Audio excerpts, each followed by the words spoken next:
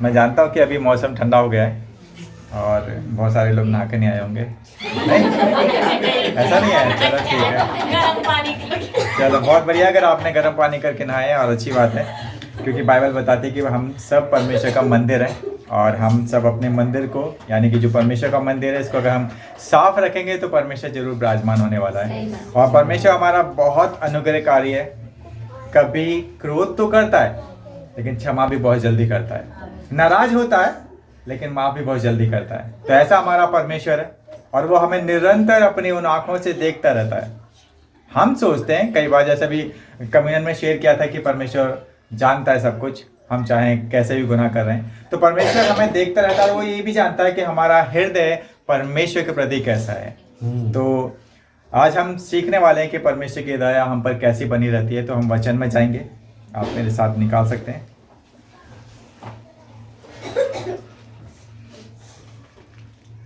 सभी लोग नाश्ता करके आए ना?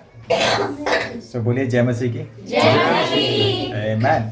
ओके, सो आज हम देखेंगे सबसे पहले आमोस अध्याय 5 वचन 14।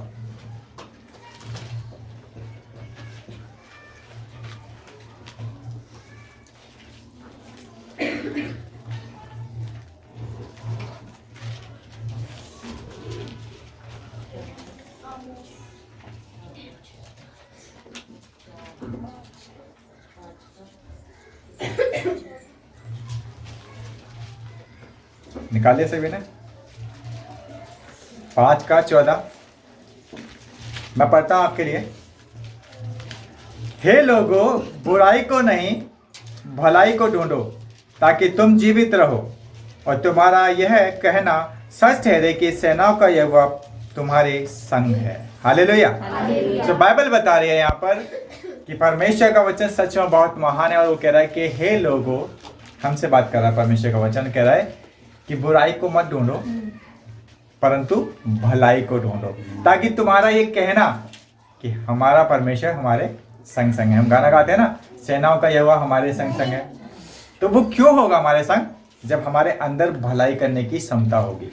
वचन ये कह रहा है, वचन बता रहा है कि बुराई को मत ढूंढो। बुराई तो आपको हर जगह मिलेगी, अच्छाई को ढूंढो क्योंकि अच्छाई कहीं कहीं मिलती है।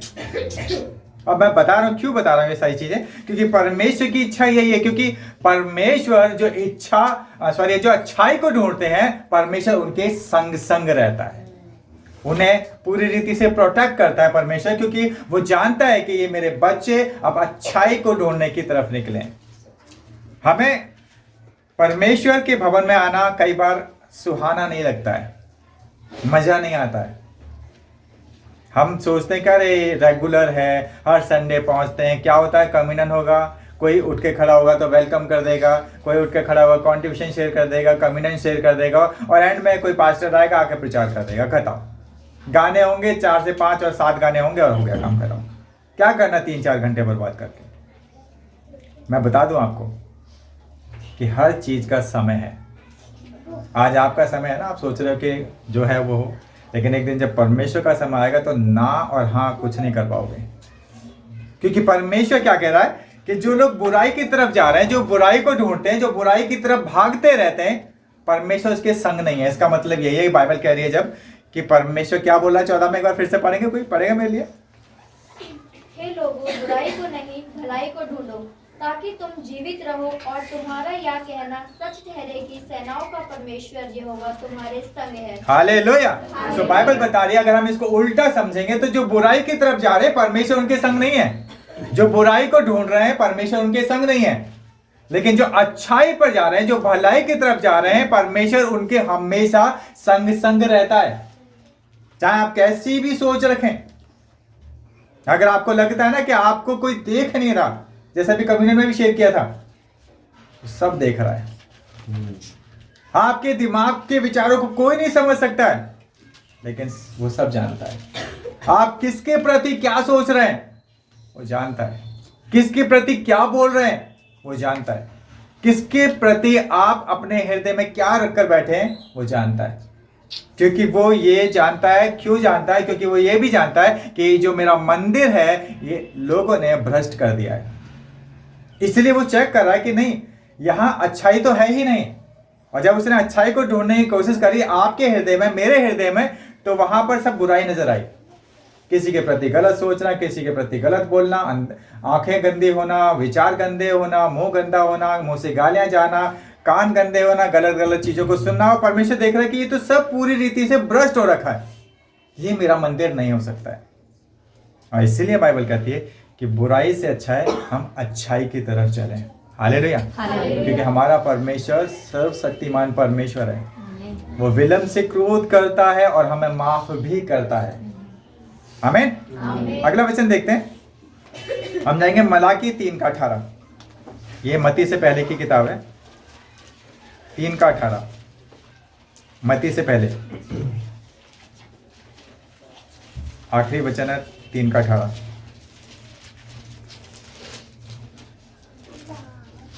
मैं पढ़ता हूं आपके लिए। तब तुम फिर कर धर्मी और दुष्टों का भेद, अर्थात जो परमेश्वर की सेवा करते हैं और जो उसकी सेवा नहीं करता, उन दोनों का भेद पहचान सकोगे। कब? जब तुम भलाई को ढूंढोगे। ये लिखा ना, भलाई को ढूंढोगे तब तुम फिर कर धर्मी और दुष्टों का भेद, अर्थात जो परमेश्वर की सेवा करते हैं और जो उसकी सेवा नहीं करता, उन दोनों का भेद समझ पाओगे। बच्चों को शांत कर दें प्लीज। सो बाइबल हमें बता रही है कि जब हम भलाई को ढूंढेंगे, जब हम भलाई का पीछा करेंगे, जो परमेश्वर की इच्छा है उसको पूरा करेंगे, तब हमारे अंदर ऐसी आत्मा, ऐसी पवित्र आत्मा, ऐसी बुद्धि आएगी कि आपको पता चलना लगेगा कि आपके घर में जो आने वाला व्यक्ति है, चाहे वो बहन हो या भाई हो, वो प्रभु की ओर से है या नहीं है।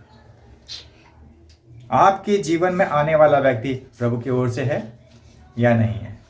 आपके परिवार में इंटरफेयर करने वाला व्यक्ति प्रभु की ओर से है या नहीं। आप चेक कर पाएंगे, बाइबल कहती है कि तब तुम दुष्ट यानी बुरे इंसान और धर्मी के विषय में भेद समझ पाओगे कि ये व्यक्ति गलत है और ये व्यक्ति सही है। कई बार क्या होता है, हमारी आंखें बंद होती हैं, हम संसार के फ्रेम में बंधे होते हैं। हमारे घर में कोई भी आ रहा है, हमें कोई फर्क नहीं पड़ रहा है। हम किसी के घर जा रहे हैं, हमें कोई फर्क नहीं पड़ता। मगर हम ये नहीं समझ पा रहे कि क्या मेरी धार्मिकता, क्या मेरी आत्मिकता सही है। बाइबल बताती है कि दुष्टों का और धर्मी का भेद वही जान सकता है जो परमेश्वर की ओर फिरता है, जो भलाई करने के लिए तत्पर होता है। उसी को परमेश्वर बुद्धि देता है और उसको श्रेष्ठ बनाता है। बाइबल बताती है कि तुम्हें कोई भरमाने ना पाए। बाइबल क्या बताती है? तुम्हें कोई भरमाने ना पाए। इसलिए हमें अपनी आंखों को खोलना है और उस बुद्धि का पीछा करना है ताकि वो भलाई हमारे जीवन में आ जाए। और जब भलाई हमारे जीवन में आएगी तो हम भली भांति अच्छे का और बुरे का, दुष्ट का और धर्मी का भेद समझ पाएंगे। हालेलुया। और ये क्यों होना जरूरी है? क्योंकि अब धीरे धीरे दिन बुरे होते जा रहे हैं, इसलिए हमें तो दिन अच्छे गुजारने हैं ना। दिन बुरे हो या ना हो हमें कोई फर्क नहीं पड़ने वाला, लेकिन हमारा परमेश्वर हमें अच्छे दिन दिखाता है। हालेलुया। हमारा परमेश्वर ये कहता है कि मैं अगर अच्छे दिन की वादा कर रहा हूं तो उसको अचीव करने वाला वादा आप करो कि हाँ परमेश्वर, मुझे वो अच्छा दिन चाहिए, वो अच्छा समय चाहिए, वो अच्छा जीवन चाहिए, और जो आप कहेंगे मैं वही करूंगा। तब देखना परमेश्वर आपके जीवन में वो अच्छे दिनों को लेकर आएगा। हालेलुया। अभी तक हम सब कोशिश कर रहे थे अच्छे दिन आएंगे, अच्छे दिन आएंगे, अच्छे दिन नहीं आए। हमारे राजनेता भी बोलते हैं सब, लेकिन बाइबल बताती है परमेश्वर जो कह दे ना वो पत्थर की लकीर है, उसका कहा कभी टलता नहीं है। तो अच्छे दिन आने हैं, लेकिन लाने वाला कौन है? मैं खुद। मेरे जीवन में अच्छे दिन कब आएंगे? जब मैं बदलूंगा, मेरा जीवन बदलेगा, और मेरा जीवन बदल कर मैं दूसरों का भी बदल पाऊंगा, तभी अच्छे दिन आएंगे। कई बार ये वचन लोगों के लिए कठोर होता है। जब ये वचन चुभने लगे, जब ये वचन आपको हर्ट करने लगे, यहाँ पर ही कहते हैं ना, हर्ट करने लगे, चुभने लगे बेसिकली, और जब ये टच हो आपके हृदय में, तो समझ लेना प्रभु की ओर से है। क्योंकि प्रभु यहोवा आप में बदलाव चाहता है। अगर आपके अंदर अच्छाई करने का क्षमता नहीं है तो आपको अभी बदलना बहुत ज़रूरी है, क्योंकि धीरे धीरे शैतान आपके अंदर की सारी क्वालिटियों को छीन ले जाएगा। फिर ये मंदिर नहीं बनेगा, परमेश्वर का मंदिर नहीं रहेगा, ये खंडहर हो जाएगा जहाँ परमेश्वर नहीं मगर शैतान जरूर वास करेगा। हालेलुया। अगला वचन देखते हैं, हम जाएंगे इफिसियों की किताब अध्याय 2 का 10।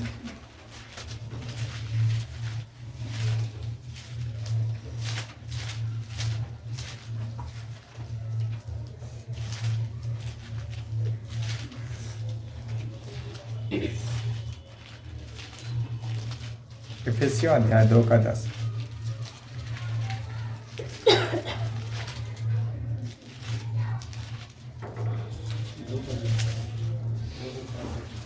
सो बाइबल हमें बता रही है यहाँ पर, क्योंकि हम परमेश्वर की रचना है और मसीह यीशु में भले काम के लिए सृजे गए हैं, जिन्हें परमेश्वर ने पहले से ही हमारे करने के लिए तैयार किया है।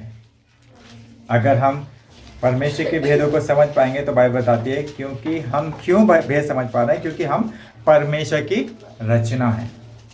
हम सभी जानते हैं कि परमेश्वर ने हमको रचा है, सही है नहीं है? परमेश्वर ने आदम को अपने स्वरूप रचा और परमेश्वर ने जब आदम को अपने स्वरूप रचा तब उसने उसकी पसली से उसके लिए एक पत्नी को तैयार किया, उसके साथी को, उसके सहायक को तैयार किया।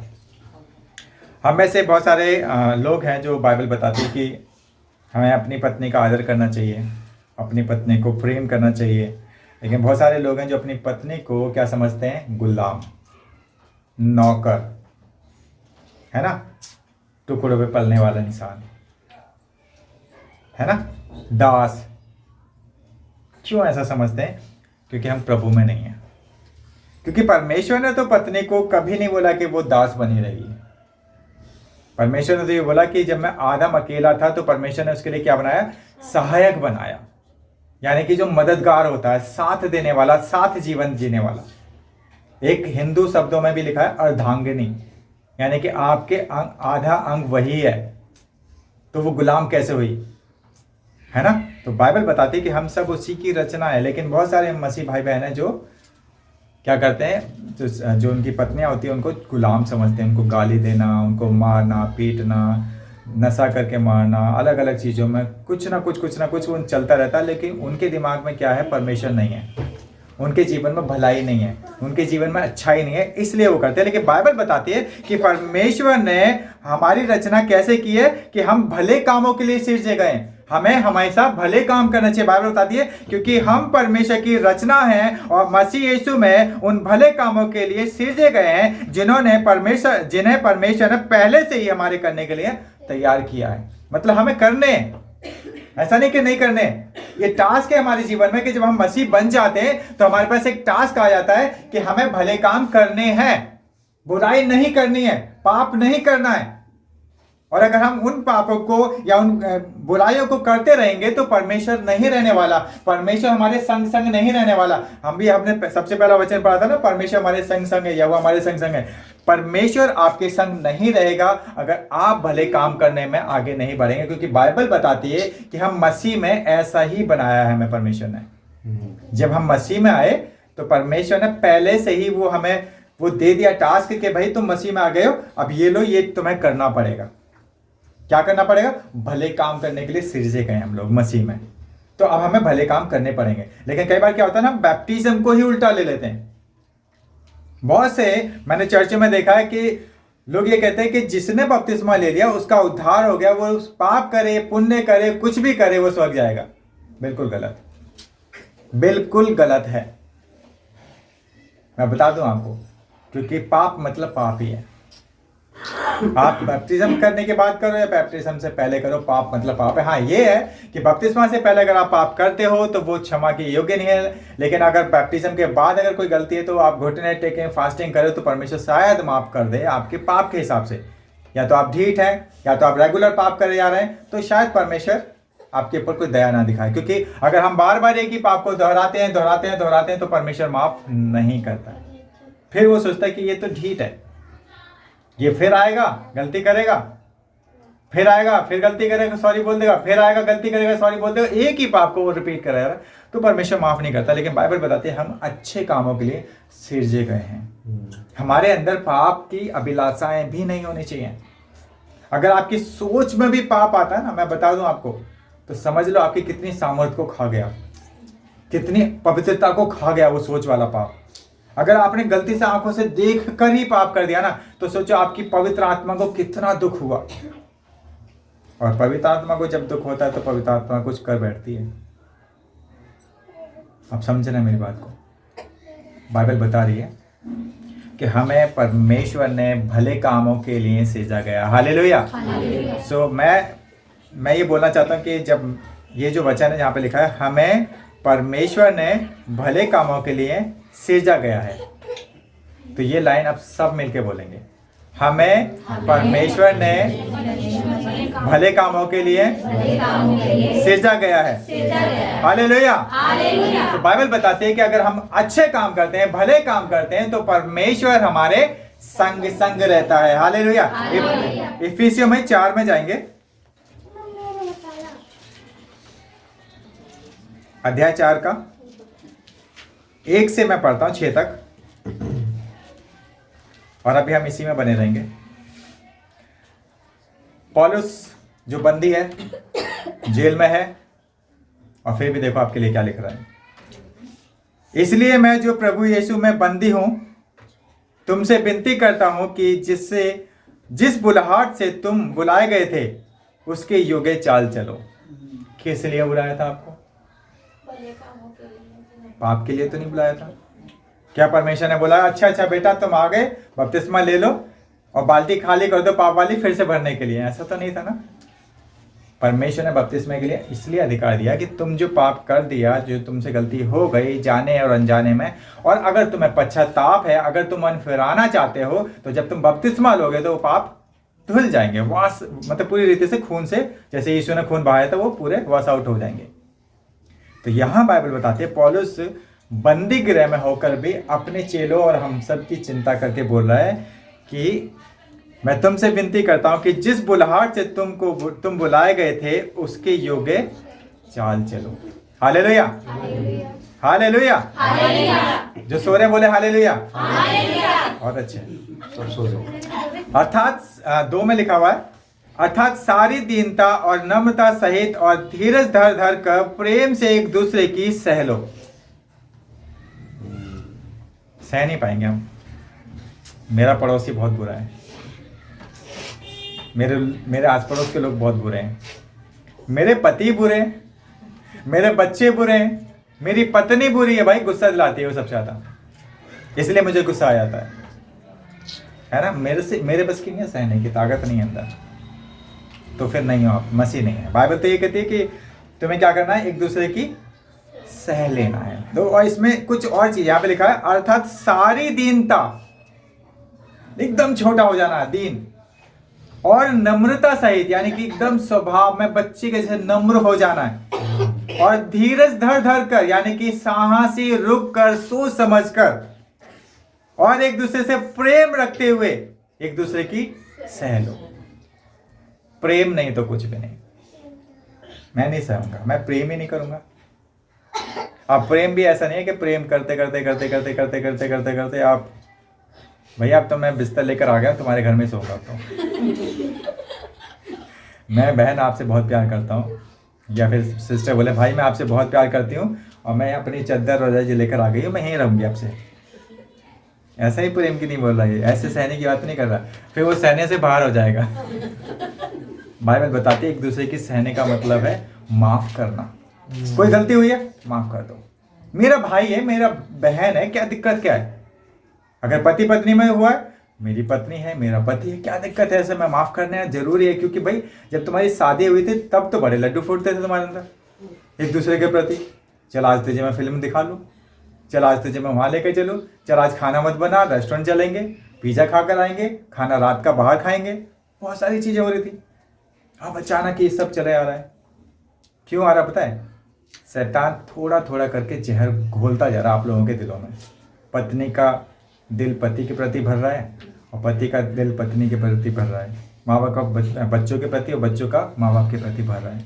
ये शैतान का काम है, आप नहीं समझ पा रहे और आप एकदम से गुस्सा उतावली हो जाते हो। यही तो रीज़न है। माफ़ करना सीखो। ऐसा नहीं है कि माफ़ी जो शब्द है मैंने एहसास नहीं किया, मैंने बहुत एहसास किया। कुछ समय पहले मेरे जो बच्चे हैं दोनों, मुझसे बात नहीं करते थे, झगड़ा मतलब होता नहीं, ऐसा झगड़ा था मानो कि बस लड़ पड़ेंगे, हाथापाई हो सकती है, सिर्फ इसलिए क्योंकि मैं रोक टोक कर रहा था और मैं सह नहीं पाता था जो वो कर रहे थे। एक दिन मुझे एहसास हुआ कि जिसने जो करना है वो करेगा, बल्कि जितना रोकोगे उतना तो ही करेगा वो। तो मैंने क्या किया, मैंने छोड़ दिया। अगर वो रात को 12 बजे तक मोबाइल में लगा हुआ है, लगा रहे बेटा, तेरी आंखें खराब होंगी, बड़ा होगा बूढ़ा होगा तुझे फर्क पड़ेगा। ये मैंने बोलकर उसको खत्म किया। बेटा तुझे फोन में घुसे रहना, जिंदगी भर तू ऐसे रहेगा। मेरा बेटा नाजिल, उसको उठा दो, हिला दो, उठ गया, फोन उठाएगा और उसमें वो रील्स देखना शुरू कर देगा, जबकि उसकी आंखें भी नहीं खुली है। मतलब मैं ये देख रहा था उसके दिमाग में कि उसके दिमाग में यहाँ वो शैतान घुस गया है कि उसकी आंख खुली नहीं है, वो रील चल रही है। देखते नहीं, रील्स को देखते रहते हैं, क्या हो रहा है, ये वो खा रहा है। लेकिन हाँ, मेरा बेटा मुझे कभी ये नहीं कहेगा कि पापा आपने मुझे समझाया नहीं था। अब ये क्यों मैं आपको सारी चीजें बता रहा हूं, क्योंकि एक वक्त आएगा जब आप पछताओगे। और जब ऐसा हुआ तो मैंने सोच लिया कि मैं धीरज के साथ, नम्रता के साथ अब इसके सारे कामों को सह लूंगा। हो जा तो हो जा, प्रार्थना जरूर करूंगा परमेश्वर से, प्रभु तो इसका मन बदल।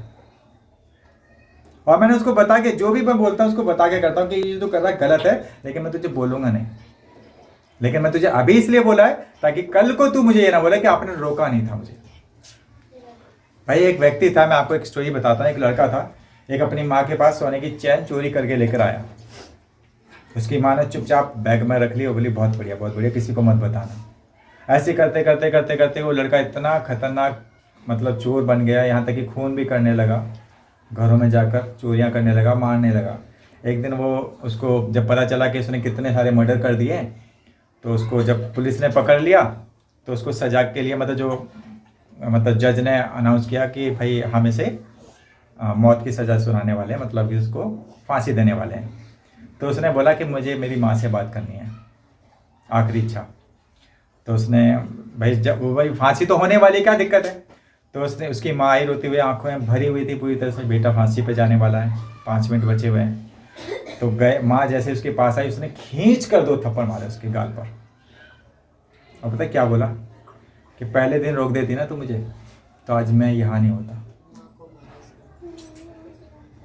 तो रोकना जरूरी है ताकि वो थप्पड़ आपके जीवन में लौटे ना।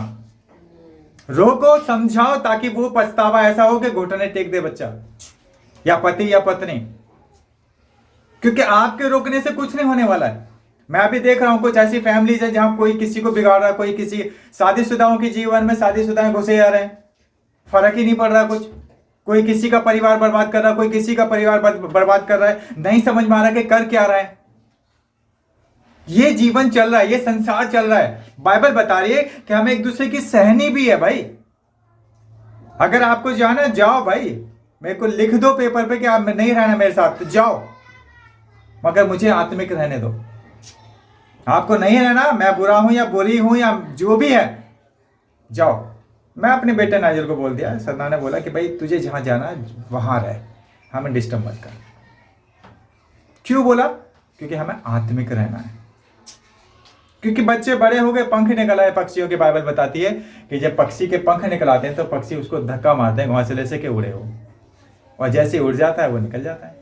ऐसी जानवरों में बस इंसान थोड़ी मोह ममता में होते हैं कि लगे पड़े रहते हैं, मेरा बेटा, मेरे बेटी, मेरे बच्चे, मेरे पोते, मेरी पोतियां। जानवर और पक्षियों में ये नहीं है। बड़ा हुआ पता नहीं कहाँ किस गांव पहुंच गया, वो जिंदा है मुर्दा है, किसी जानवर को या पक्षी को पता ही नहीं है। आप अपने बच्चों को बड़ा करो, प्रेम से बड़ा करो, वो जैसा जीवन जी रहा है जीने दो। एक दिन वो पछताएगा। अगर वो नशा कर रहा है तो किडनी फेल होगी, लीवर फेल होगा, एक दिन पछताएगा, क्योंकि आपके पास पैसा नहीं है। आप क्या करोगे? आप बता दो मगर कि जब किडनी या लीवर फेल होगा ना एक दिन, तो मेरे पास पैसा नहीं है, और जब मेरे पास पैसा नहीं है तो मैं सिर्फ इतना मदद कर सकता हूँ कि तुझे प्राइवेट हॉस्पिटल की जगह सरकारी हॉस्पिटल में एडमिट कर दूंगा या कर दूंगी, बस। इसके अलावा मेरे पास कोई औकात नहीं है। आगे जैसा जीवन जीना जियो, किडनी लीवर डैमेज हो, मुझे कोई फर्क नहीं पड़ता है, क्योंकि मुझे आत्मिक रहना है। तुम्हारी लाइफ है, मैं चिक चिक करके क्यों तुम्हारी लाइफ में इंटरफेयर करूँ, मैं अपनी भी आत्मिकता खराब करूँ? मुझे आत्मिक रहने दो। जैसा जीना वैसे जियो, लेकिन ये ध्यान रखना कि जो तुम कर रहे हो उसका नुकसान बहुत बड़ा होने वाला है। जब आप ऐसा करोगे ना, तब आप धीरजवंत बन जाओगे और फिर प्रभु से प्रार्थना करो। हो सकता है प्रभु उस वक्त आपकी प्रार्थना को सुने, क्योंकि अब तुमने क्या किया, उस प्रार्थना को नम्रता सहित, प्रेम सहित, धीरज धरकर प्रार्थना किया है कि प्रभु तू जान, मैंने तेरे पर छोड़ दिया है, मुझे कोई चिंता नहीं है, ना कल की, ना आज की, ना परसों की, सब करने वाला तू है। चाहे मेरे बच्चे, चाहे मेरा पति, चाहे मेरी पत्नी, चाहे मेरे माँ बाप, जो भी है खुदाबंद तू देख, और परमेश्वर बदल देगा। उसके बाद लिखा है 3 में, और मेल के बंधन में आत्मा में एकता रखने का यत्न करो। एक रहना भी बहुत जरूरी है। अब ऐसा नहीं कि आपका पति या आपके बच्चे उल्टा सीधा करके आते हैं, चोरी चक्की या जो भी करके आते हैं, लेकिन आपको बताना भी जरूरी है कि इसका प्रतिफल क्या होने वाला है। खाना प्रेम से बनाओ, प्रेम से सर्व करो। पति है तो जितना अधिकार बाकी चीजों के लिए है, वैसे अधिकार अपनी पत्नी को भी दो। बच्चे हैं या माँ बाप हैं तो एक दूसरे का क्या करना है, एकता में जुड़े रहो। वो गलती अलग चीज है, पाप अलग चीज है उसका। वो पाप उसी के शरीर में, मेरे शरीर में नहीं आएगा। अगर मेरा बेटा अगर कोई गलती कर रहा है, मैं उसको प्रेम दिखाऊंगा। उसने जो गलती कर रहा है, जो उसका पाप है, वो मेरे शरीर में नहीं चिपकने वाला, क्योंकि मुझे परमेश्वर ने कहीं ना कहीं एक और बंधन में बांधा हुआ है, बाप बेटे का बंधन। उसे तो मैं नहीं त्याग सकता ना।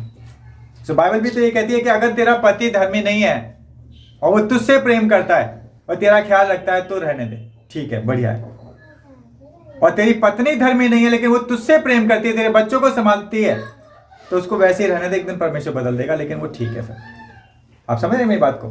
तो जरूरी नहीं कि आपका पति, आपकी पत्नी, आपके बच्चे धर्मी हो, लेकिन अगर वो आपसे प्रेम करते हैं तो प्रभु एक दिन उनका मन भी बदल देगा, उनका जीवन भी बदल देगा। लेकिन आपको पता शैतान क्या बताता है कि लड़ो यार, वो मसीह में नहीं है, बोल उसे वो मसीह में नहीं है, वो ऐसा कर रहा, वो ऐसा कर रही है, वो ऐसे कर रहे हैं।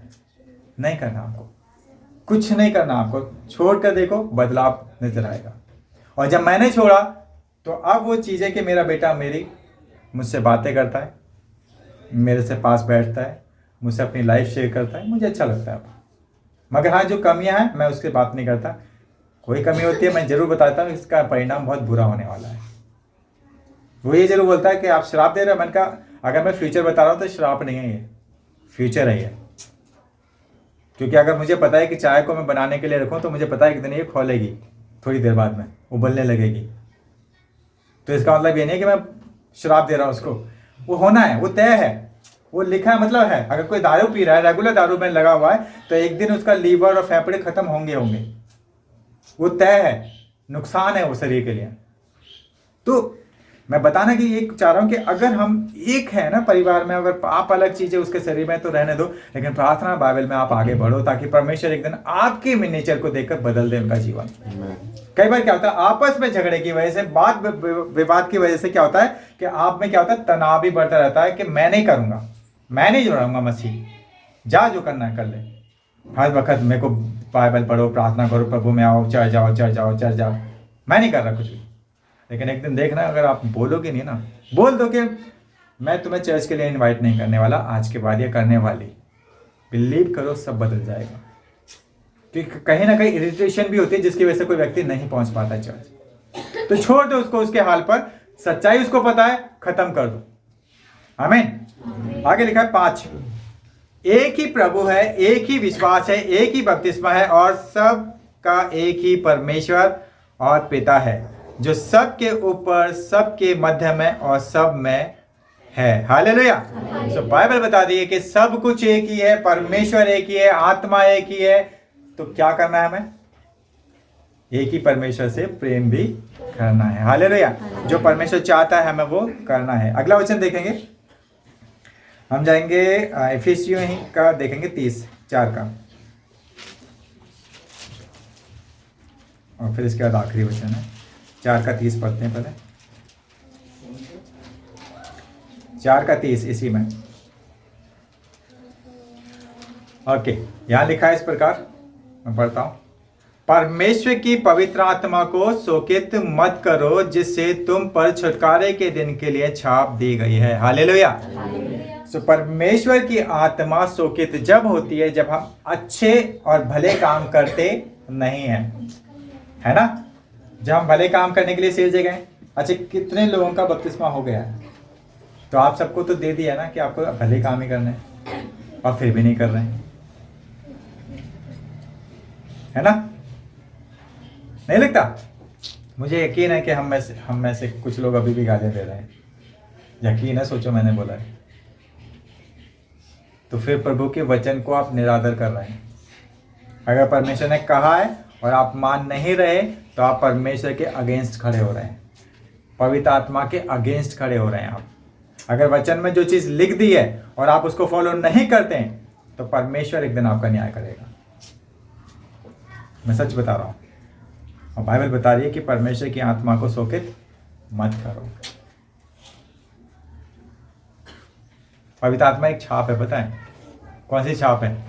आपको स्वर्ग और नरक ले जाने के लिए। अगर जिसके पास पवित्र आत्मा नहीं है वो स्वर्ग नहीं जा सकता। आप पूछोगे ऐसा कैसे? यीशु ने कहा था, भाई मैं थोड़ी बोल रहा हूँ कि तुम्हारे पास एक सहायक भेजूंगा, मैं जा रहा हूँ कमरा ठीक करने के लिए, जगह बनाने के लिए। वो सहायक ही तुम्हें बताता रहेगा और लेकर आएगा, वो उसी का काम है वो। तो जिसके पास पवित्र आत्मा नहीं उसके पास कुछ भी नहीं। ये तो छाप है हमारे पर कि हमें छुटकारा मिल चुका है। जिसको पवित्र आत्मा मिल गई उसको छुटकारा मिल गया। हालेलुया। तो बाइबल हमें बताती है कि पवित्र आत्मा को शोकित नहीं करना चाहिए, क्योंकि बाइबल ये कहती है कि अगर आपने पवित्र आत्मा को शोकित किया तो आप कभी भी परमेश्वर के राज्य में प्रवेश नहीं कर सकते। और परमेश्वर की आत्मा शोकित होने का एक और कारण है, हम जाएंगे यशायाह की किताब 63:10। यशायाह 63 का 10, 63 का 10।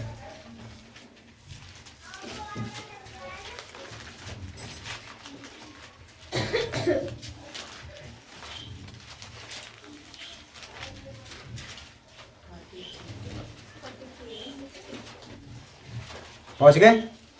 चलो मैं पढ़ देता हूं, कोई बात नहीं, आप छोड़ दीजिए। लिखा है यहां पर, तो भी उन्होंने बलवा किया और उनके पवित्र आत्मा को खेदित किया, इस कारण वह पलट कर उनका शत्रु हो गया और स्वयं उन्हें से लड़ने लगा। हालेलुया। सो बाइबल बताती है कि बलवा किया यानी कि विरुद्ध हुए। अगर हम पवित्र आत्मा के विरुद्ध में होंगे तो पवित्र आत्मा हमारे विरुद्ध में आकर खड़ी हो जाएगी और हम ही से लड़ेगी। ये वचन में लिखा है, मैं नहीं कह रहा। ध्यान से पढ़ेंगे तो उसमें लिखा है कि पवित्र आत्मा उनके विरुद्ध में पलट गया और उनका शत्रु हो गया और खुद ही उनसे लड़ने लगा। फिर क्या होगा? पवित्र आत्मा आपको खत्म। तो पवित्र आत्मा को हम शोकित कैसे करते हैं? देखो, पवित्र आत्मा एक दिन एंड कर देगी हमारा ही खुद ही, क्योंकि हमारे को खत्म कर देगी। तो पवित्र आत्मा को शोकित हम करते हैं अपने आचरण से। हमें काम दिया है कि हमें भले काम करना चाहिए, अच्छे काम करने के लिए सृजे गए, अच्छा है ना, बढ़िया काम करने के लिए सृजे गए, आत्मिक काम करने के लिए सृजे गए। और हम क्या करते हैं? हम आंखों से देखते हैं, तो देखते तो सभी हैं। अब मैं यहां ऐसे करके देखता हूं और मैं देख रहा हूं तो मैं किस नजर से देख रहा हूं, मैटर ये करता है ना। मेरी बहन है, मेरी माँ के समान है, मेरे भाई बहन है, परिवार है, बेटी के समान बच्चे हैं, तो मेरी नज़र कैसी है? मैटर ये करता है, क्योंकि मैं कैसे रिसीव कर रहा हूँ अपने आप को। अगर मैं अन्नू को देखता हूँ और अन्नू को देखकर मेरे मन में क्या आता है? मेरी बेटी, या मैं ये सोचता हूँ इसके प्रति बुरा। इसका मतलब मैं पवित्र आत्मा को शोकित कर रहा हूँ, है ना। अभी मंजू सिस्टर को मैं देख रहा हूँ और मंजू सिस्टर को देख के मैं क्या सोच रहा हूँ, मेरे मन में क्या आ रहा है? देखना गलत नहीं है, मेरे मन में क्या आ रहा है किसके प्रति, वो मैटर करता है। जब मेरी आंखें घूमे चर्च, बाहर, रोड, दाएं बाएं, बस में, कहीं भी, तो मुझे यह याद रखना पता होना चाहिए कि जिस उम्र में जैसे जैसे बहन या भाई हैं उनके हिसाब से मेरा रिलेशन होना चाहिए। अगर कोई मुझसे छोटी है तो मेरी बहन है, और वो और छोटी है तो मेरे बच्चों के समान है। मेरी उम्र है, हम उम्र है, मेरी बहन है। मुझसे बड़ी है, मेरी बहन है। मुझसे ज़्यादा एज में है, वो मेरी माँ के समान है। क्योंकि परमेश्वर ने कहा कि परमेश्वर के राज्य में वही पास्टर हो सकता है जो एक ही पत्नी का पति हो। विचार से भी गंदा ना हो, गंदा सोचने वाला ना हो, पियक्कड़ ना हो, दारू पीने वाला ना हो, गाली देने वाला ना हो, झगड़ा करने वाला ना हो, गुस्सा करने वाला ना हो। मैं नहीं कह रहा, बाइबल कह रही है। तो वो परमेश्वर के राज में पास्टर कहला सकता है, नहीं तो नहीं। तो बाइबल बता रही है कि हम पवित्र आत्मा को शोकित करते हैं इनसे, ये जो हमारे चक्षु हैं, आंखें हैं, है ना। क्योंकि मैं किसके बारे में क्या सोच रहा हूं, अभी कई बार क्या होता है कि नए नए भाई सोचते हैं सारा बहनों के बारे में, लेकिन बहनें भी सोचती हैं कौन सा भाई हैंडसम है ना। ये सच बता रहा हूं आपको, ये मजाक नहीं है। तो आपका देखना ही बताएगा पवित्र आत्मा को कि आप आत्मिक हैं भी या नहीं। क्योंकि जैसा आप देखोगे वैसा आपके दिमाग में चलेगा, और जब दिमाग में चलेगा तो आपकी पवित्र आत्मा आपकी बॉडी में नहीं रहने वाली है। वो नाराज हो जाएगी, वो खेदित हो जाएगी, वो शोकित हो जाएगी। और जब वो शोकित होगी तो वो उठकर चली जाएगी, और वो दुश्मन कैसे बनेगी कि आपका सारा चिट्ठा वो ऊपर पहुंचा देगी कि परमेश्वर जिस व्यक्ति के पास आपने मुझे भेजा है वो तो पाखंडी है। खड़ा तो पुलपिट पे ही होता है, पोडियम के पास, लेकिन अंदर कुछ और भरा पड़ा है उसकी आंखें ठीक नहीं है। वो जिसको देखता है उसके मन में कुछ और चल रहा होता है। वो समझ नहीं आ रहा वो परमेश्वर क्या, किसके पास मुझे भेज दिया, मुझे मत भेजो किसी के पास। आप समझ रहे मेरी बात को। परमेश्वर यही कहना चाहता है, क्या चाहे वो बहन हो चाहे भाई हो, आपकी आंखें शुद्ध होनी चाहिए। क्योंकि पाप की शुरुआत ये आंखें हैं, उसके बाद फिर दिमाग होता है, और दिमाग के बाद फिर जबान स्टार्ट होती है। सबसे पहला पाप करेगी तो ये करेगी। जब आदम हव्वा ने सुना, पास सांप ने बोला कि वो वाला फल, वो देखते नहीं तो उसे पता भी नहीं चलता कौन सा फल खाना है। तो शुरुआत यहाँ से हुई। फिर उसके दिमाग में आया कि अच्छा खा सकते हैं। फिर उसने जुबान ने बोला कि खा के देख, और टेस्ट किया उसने। तो शुरुआत इन्हीं से होगी। ये सुंदर सुंदर आंखें जो हम काजल लगा के घूमते हैं, यही आंखें बड़ी डेंजर है। किसने लगाया काजल? सच ने? नहीं, ये हंसी ना इसलिए। तो बाइबल बता रही है कि पवित्र आत्मा को शोकित करने का मतलब है अपने और अपने परिवार का ही स्वाहा करना। क्योंकि परमेश्वर के विरुद्ध में जाओगे तो परमेश्वर कहीं भी नहीं छोड़ने वाला। बाइबल बताती है, अगर हम व्यवस्था विवरण अगर हम उसका 5:10 पढ़ते हैं, उसमें लिखा है कि जो मुझसे प्रेम करते हैं और मेरी बातों को मानते हैं, मैं हजारों पर करुणा करता हूँ। करुणा करता है परमेश्वर उन सभी पर जो उससे प्रेम करते हैं और उसकी बातों को मानते हैं। जो नहीं मानते उसके लिए कुछ नहीं है। तो आपको चेक करना है आप कैसे हो, आपका जीवन कैसा है, आप अंदर से कैसे हो, ये आपको सोचना है। क्योंकि मैं तो नहीं चेक कर सकता, मेरे पास दूरबीन होती, मैं चेक कर लेता भाई कौन कैसा है। परमेश्वर मुझे ऐसी वाली सामर्थ देता, मैं अंदर जो चल रहा है ना वो पता कर लूँ मैं, और तभी वचन लेके बैठ जाऊँ भाई क्या चल रहा है तुम्हारे मन में। लेकिन क्या करूँ मैं भी आपकी तरह इंसान हूँ। लेकिन बाइबल ये बताती है कि अगर हम शोकित कराएंगे ना पवित्र आत्मा को, तो वो हमारी ही दुश्मन हो जाएगी भाई। और अगर वो दुश्मन हुई तो नष्ट हम ही को होना है, पवित्र आत्मा का कुछ नहीं बिगड़ने वाला। आमीन।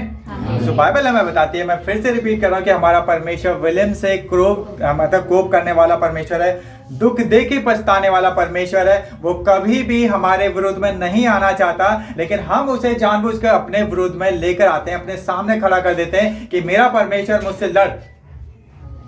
और बाइबल बताती है कि जो परमेश्वर से प्रेम करते हैं वो अच्छे काम करते हैं, आत्मिक काम करते हैं। उनका सोचना, उनका देखना, उनका बोलना, उनका चाल चलन सबको भाता है। वो ऐसे नहीं रहते जैसे हम सब हैं, वो आगे निकलते हैं और आग बनते हैं। मीटिंग में आना, चर्च में आना आपकी जिम्मेदारी नहीं है, आपकी मजबूरी नहीं है, आपका फर्ज, आपका कर्तव्य है।